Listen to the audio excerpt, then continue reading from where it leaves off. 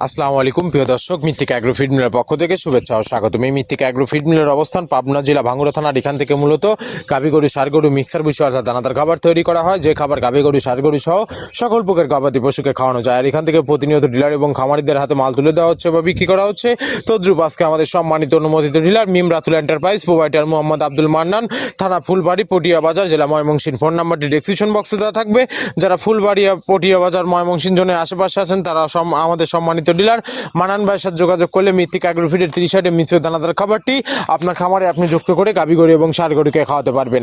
এই খাবারের ভিতরে কোনো প্রকার কেমিক্যাল ব্যবহার করা হয় না। এটি টোটাল ন্যাচারাল এবং অর্গানিক ফিড, যে ফিড আপনার গবাদি পশুর পার্শ্বপ্রতিক্রিয়া করবে না।